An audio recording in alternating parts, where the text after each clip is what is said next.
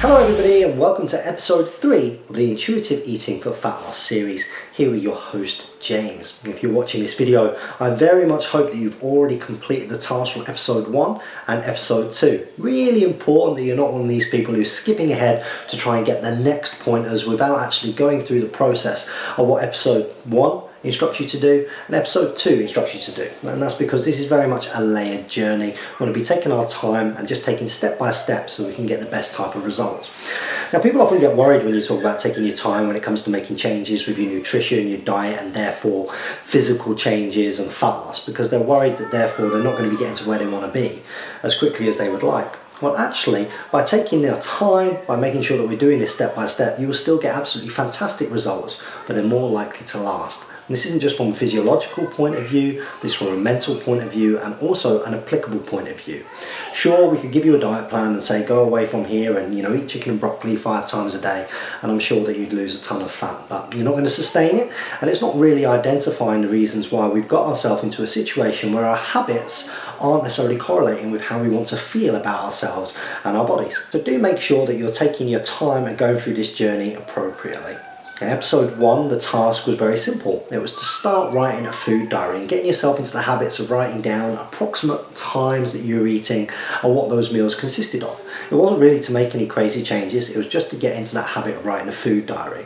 And we discussed in episode 2 why this is important. Whilst this is all about intuitive eating for fat loss, and in the long run we don't want you to be focusing too hard on tracking or looking at calories and the like, it is important to bring the way that we eat and our eating habits into conscious thought so we can make the little changes that we need to understand our habits so that we can make the adaptations to make progress.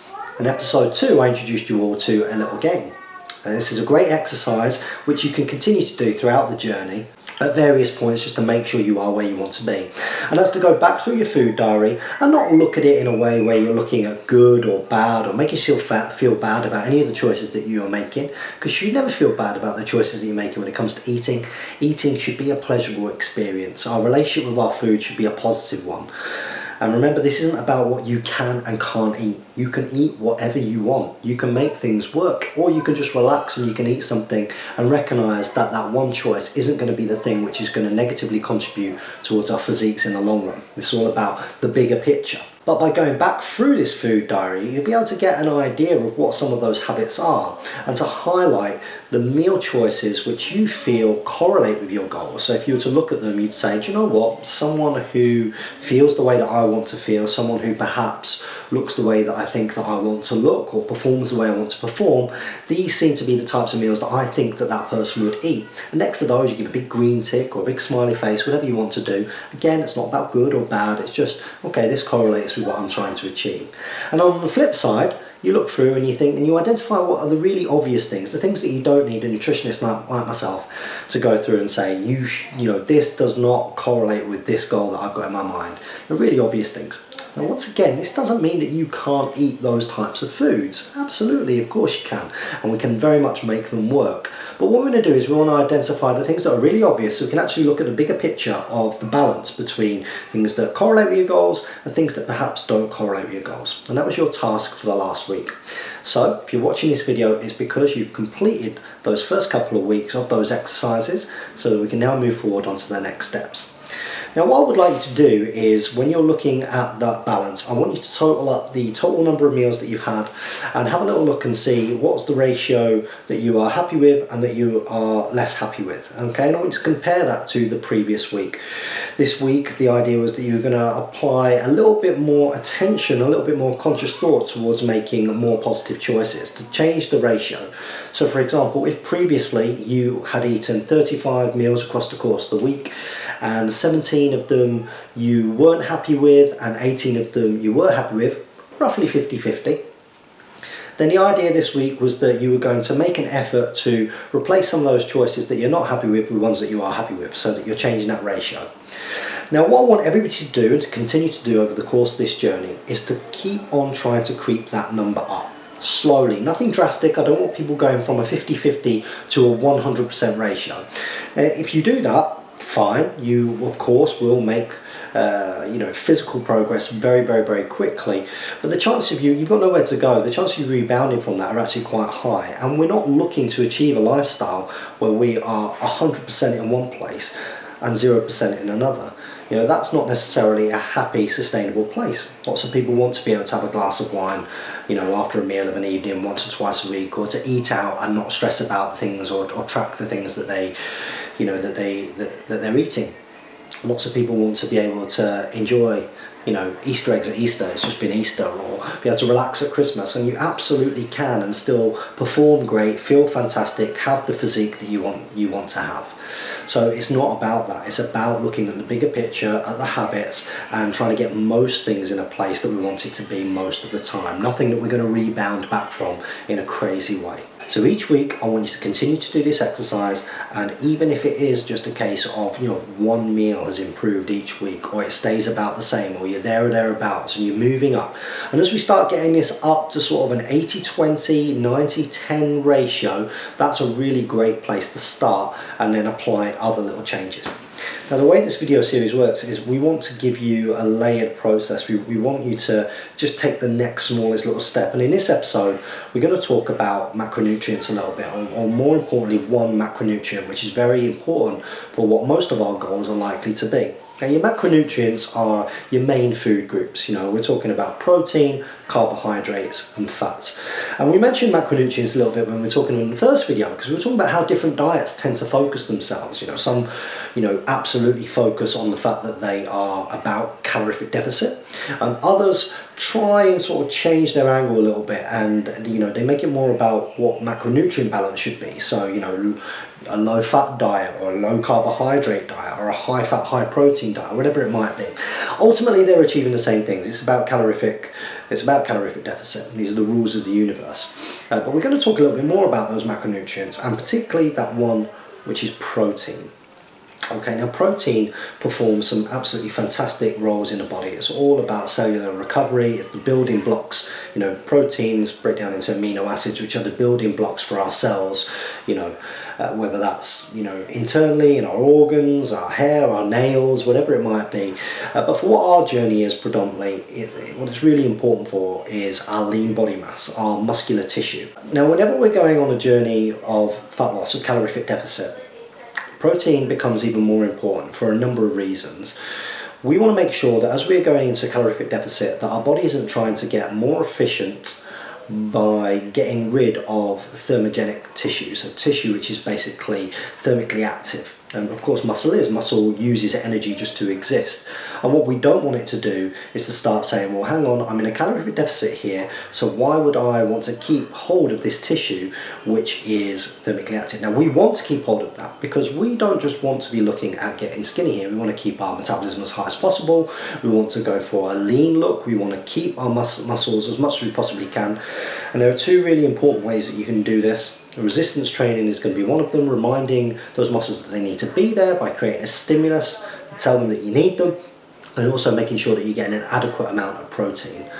Protein is important to make sure that we're not getting any type of atrophy. This is why you see protein being advised for people that are coming out of surgery or who are stuck in their beds for whatever reason, from a physiotherapy point of view, but also from people who are engaging in any kind of calorific deficit, whether it's more extreme dieting for competition preps and the like, or something a little bit more intuitive like this. Protein is also incredibly filling as well. So as we start to look to move into calorific deficit, which trust me we will do as we start making these little changes across the course, week by week, day by day, there is a chance, of course, that as you are eating less, that the body is going to notice this and it's going to make you a bit hungrier. You're more likely to, perhaps if you're feeling hungry, feel the need to go and make a choice which perhaps doesn't correlate with your goals. But protein fills you up. Think about it. You have a chicken breast, you have a fillet of fish or salmon, you have eggs, you have some dairy products and like these foods are quite filling foods, and these foods also have a bit of a thermic effect as well. It is harder for the body to break down proteins